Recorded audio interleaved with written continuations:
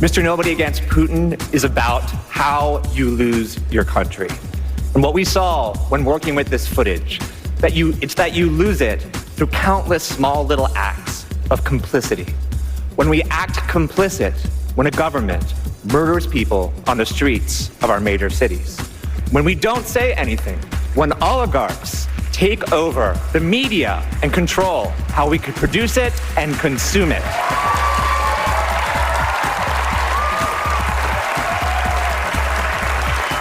We all face a moral choice, but luckily, even a nobody is more powerful than you think. That's David Borenstein, co-director of the documentary film Mr. Nobody Against Putin from last night's Academy Awards, accepting his film's Oscar for Best Documentary. Sounds like one we should all take in at our earliest convenience. It's Monday, March 16th, 2026, and this is the Progress Texas Daily Dispatch, rapid response on the breaking news stories Texas progressives need to know. Here at Progress Texas, we've built a statewide audience, and we reach millions of Texans monthly. And that's thanks to folks like you who invest in independent progressive media by Texans for Texans. Huge thanks to Holly Taylor, Bart Ewald, and Marvin Hecker for their ongoing sustaining support. An outcome to report from that trial of 9 left-leaning activists in the Dallas area crafted by federal prosecutors as an attempt to essentially criminalize leftist and progressive political association. Alan Feuer and Krista Turalva at the New York Times say that on Friday, a federal jury in Fort Worth convicted the group of 9 left-wing protesters of charges including supporting terrorism and conspiracy to use an explosive following an armed assault on an ICE facility in Alvarado, Texas. All but one of the defendants were acquitted of the most serious charge, attempted murder, associated with the non-lethal shooting of a police officer. The protester who fired that shot, former Marine Reservist Benjamin Song, was himself so convicted. The trial marks the first time the U.S. Justice Department has successfully brought terrorism charges against individuals identified as members of Antifa, achieving a primary goal for the Trump administration's plans for future crackdowns on what it considers radical demonstrators. Defense attorneys argued the prosecution was a political maneuver designed to criminalize left-leaning activism by using the Antifa label as a smear. While some defendants were linked to groups like the Socialist Rifle Association, their lawyers portrayed them as a decentralized collection of activists focused on philosophy and gender identity rather than a coordinated terrorist cell. Prosecutors relied on digital evidence, including signal messages from Song about building momentum through confrontation, to prove the group intended to provoke violence. The verdict is being hailed by the Trump administration with clear intent to use it as a precedent in future crackdowns on leftist activism and protests, with Attorney General Pam Bondi, FBI Director Kash Patel, and other Trump administration loyalists celebrating and promising future prosecutions. This case highlights the impact of recent executive actions that expanded domestic terrorism definitions to include specific political beliefs. By Trump's own National Security Presidential Memo 7, if you have questions about capitalism or maybe views on migration, family roles, race, religion, gender, or morality in general that your average MAGA type might find extreme, those views are now being used as an excuse to label you, dear listener, as a domestic terrorist. They want your voting rights as well. We've been fixated on the Save America Act as of late, an attempt to make registering to vote and the act of voting itself so difficult that as many as half of Americans, primarily non-white and lower-income Americans, may find it impossible. Donald Trump's fixated on it, too, as it holds the key for him to avoid accountability for his war in Iran, his enriching of himself personally to the tune of over $3 billion since he took office the second time just last year, his deploying of masked goons into our democratically led major cities, and, of course, his involvement in the Jeffrey Epstein case. Alexander Bolton at The Hill says Trump allies are planning a high-stakes Senate floor takeover this week to push the Save America Act with a marathon debate, essentially forced upon Republican Senate Majority Leader John Thune via intense pressure from the MAGA base and Trump to prolong the discussion and attempt to force Senate Democrats into a difficult political position. A recent poll shows 71% public support for this bill. That's a testament to the power of the right-wing disinformation machine, as that percentage would mathematically include millions of Americans who would themselves likely be disenfranchised with it. This should all be popcorn-worthy and will play out this week in the U.S. Senate. As we've mentioned, our senior Senator John Cornyn has set brand new historic standards for spinelessness as he's caved to pressure from not only Trump, but also his primary runoff opponent, Ken Paxton, on his longstanding support for the filibuster as a procedural device to keep the U.S. Senate a legitimate and civilized governing body. Former Senator Joe Manchin of West Virginia agrees. He blasted his former colleague Cornyn on Twitter last week, saying in part, quote, "It's deeply disappointing to see that Senator Cornyn is now willing to scrap the very rule he once praised and personally thanked me for defending. These extreme election year politics that put party power over everything else are why Americans are sick and tired of the duopoly of the two-party system of Democrats and Republicans," unquote.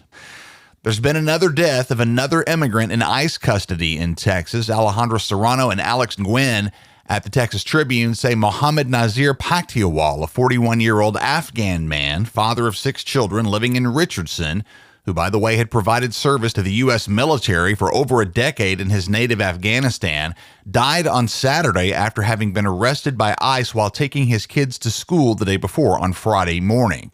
Pakhtiawal and his family were evacuated to the U.S. in 2021 following the fall of Afghanistan, and his asylum claim was still pending at the end of his arrest. According to ICE officials, Pakhtiawal complained of chest pains and shortness of breath on Friday evening, the day of his arrest.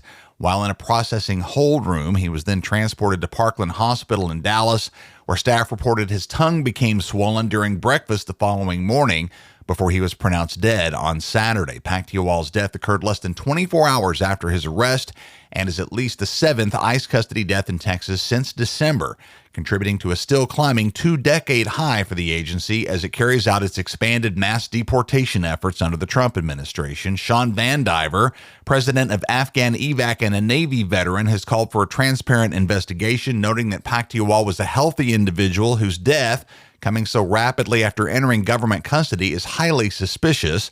The Texas chapter on the Council of American Islamic Relations, or CAIR, is also calling for a transparent, independent investigation, and as of this morning, the Dallas County Medical Examiner has yet to release an official cause of death of Mohammed Nazir Pakhtiawal.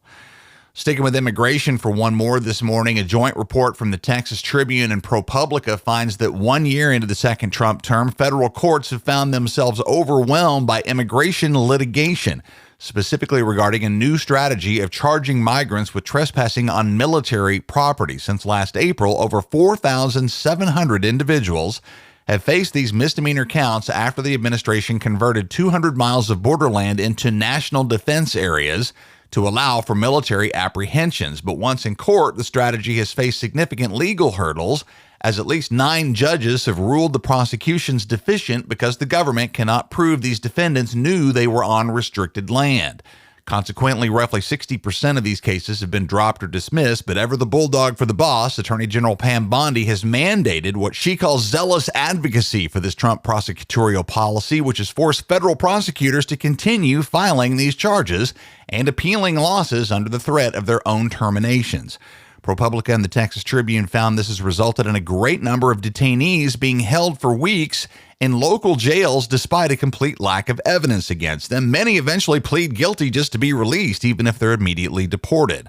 All of this is being seen by a wide swath of critics, including legal scholars and former U.S. attorneys, as a blatant and cynical abuse of power that taxes judicial resources without serving clear military or immigration goals.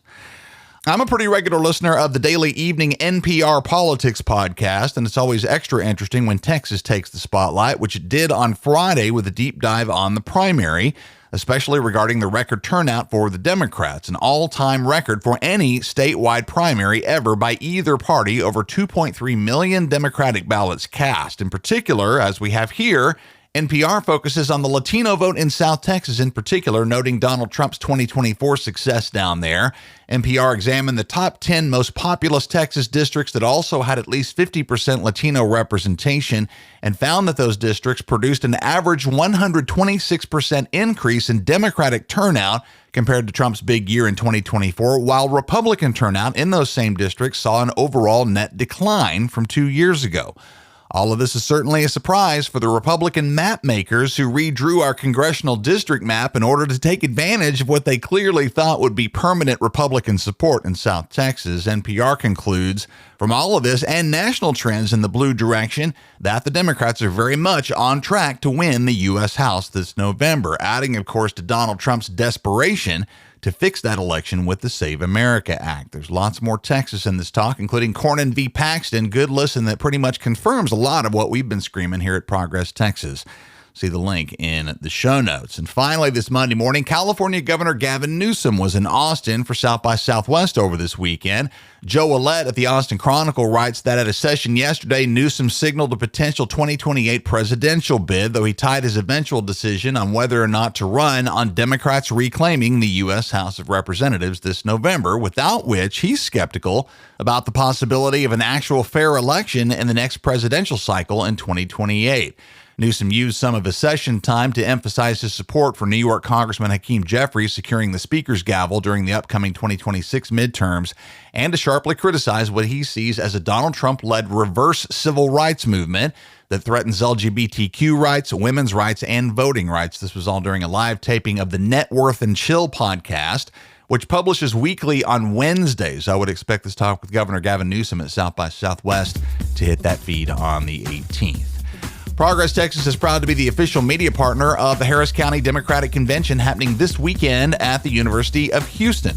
We'll be set up in the vendor area all day long on Saturday the 21st. So come find us, say hi, grab some PT merch, and be part of our day-long recording project for the podcast. We're also working to expand our top-rated podcast network to include Spanish-speaking media to increase the reach of our progressive messages daily. See the link in the show notes to make your donation towards Spanish media today. And our web store is live at the website, speaking of merch, ready for you to grab some newly released Humans Against Abbott, Y'all Means All, and Revolution shirt, stickers, and buttons. Hit the web store at progresstexas.org to support your favorite podcast network today. That's the Progress Texas Daily Dispatch for this Monday, March 16th, 2026. Links to all these original stories can be found on our show notes. Our mission at Progress Texas is to improve and save Texans' lives by acting on our shared bold progressive values, and that starts with countering the billionaire and corporate-funded conservative disinformation machine.